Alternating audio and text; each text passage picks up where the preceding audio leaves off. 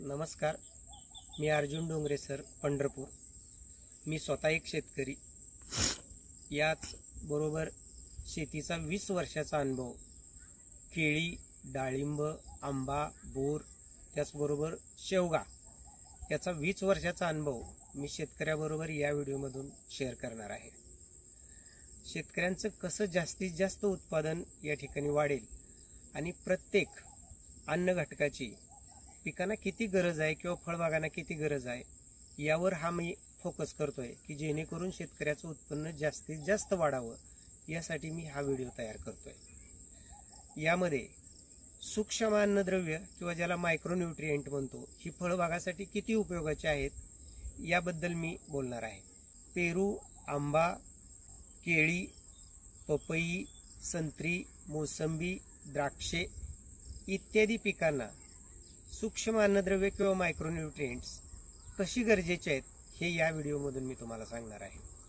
वाढीच्या काळामध्ये खास करून व्हेजिटेटिव्ह ग्रोथ ज्याला म्हणतो आपण, सुरुवातीच्या काळातील फळबागांची वाढ ही सेल डिव्हिजन ज्याला म्हणतो आपण, म्हणजे पेशी विभाजनातून होते आणि भरभर ते फळांची झाडं वाढतात।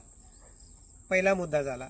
दुसऱ्यामध्ये आपल्याला असं म्हणता येईल की रिप्रोडक्टिव्ह ग्रोथ, ज्याला फुलधारणा आणि फळधारणा म्हणतो।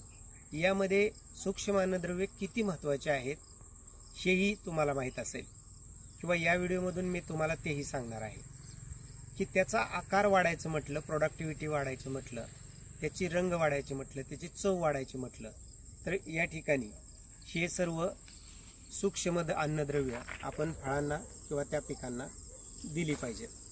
त्याचबरोबर या ठिकाणी त्याची प्रोडक्टिव्हिटी बरोबरच इम्युनिटी सिस्टम म्हणजेच रोगप्रतिकारक शक्ती, खास करून फंगल डिसीजबद्दल या ठिकाणी ही सूक्ष्म अन्नद्रव्ये दिली तर रोगप्रतिकारक शक्ती त्या फळझाडांची किंवा फळांची वाढेल। याचबरोबर फोटोसिंथेसिस ज्याला म्हणूया आपण, की फळ तयार होण्यासाठी त्याला अगोदर कार्बोहायड्रेट्स किंवा शुगर, साखर पानांमध्ये तयार होणं गरजेचं असतं।